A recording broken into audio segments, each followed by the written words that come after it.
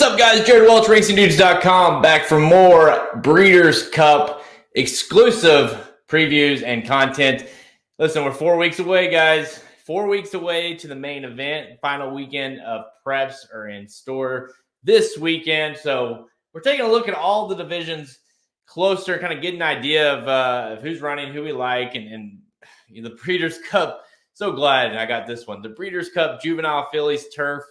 This race it's a tough race every year, but it's tough to try to even get an idea of who's running in the race, even just 4 weeks out, what international horses are going to come, which ones won't. So I'm going to give my best shot. Here's the ones I've been looking at, the ones that I'm interested in.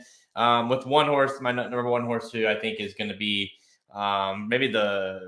we'll see this weekend. Obviously, we'll make a confirmation of what this horse does moving forward. But let's look at my top five. Number 5, I'm going to go with G. Lori. Last time we saw this horse, she was running in the Natama at Woodbine for Grand Motions. Had some traffic issues. Won on debut at Colonial Downs. Had some traffic issues.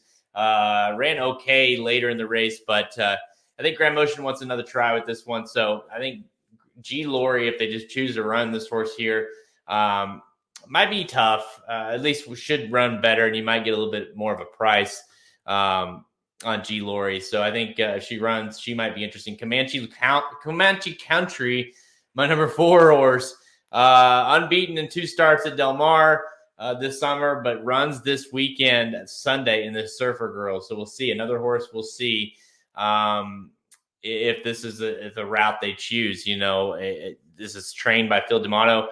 Like I said, was overseas and came over and ran really well at Del Mar. So if they Ireland bred, so if they continue to move this horse along and win 3 straight, you got to believe this horse will show up in this race. Number 3, Blue Rose Sin. Blue Rose Sin is a horse that has been running overseas, obviously, as well. You've never heard of this horse, because I have never heard of this horse until I started researching.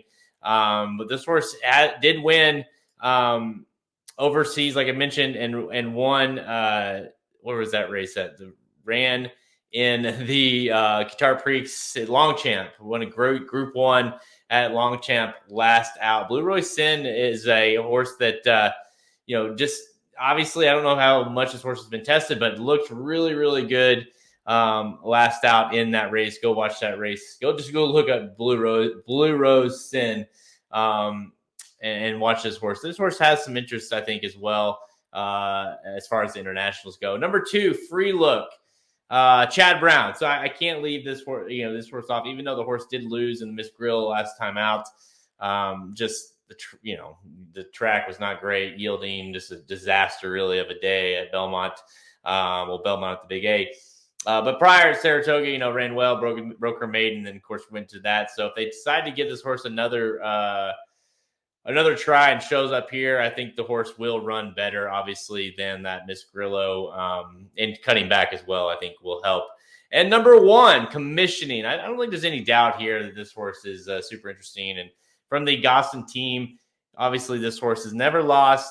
Group 2 winner last time out, has looked really good at Newmarket. We'll see the horse one more time this Sunday in the prep over there to kind of determine if this horse will show up in this race. But if she wins here, it seems like the mile is going to be perfect for her.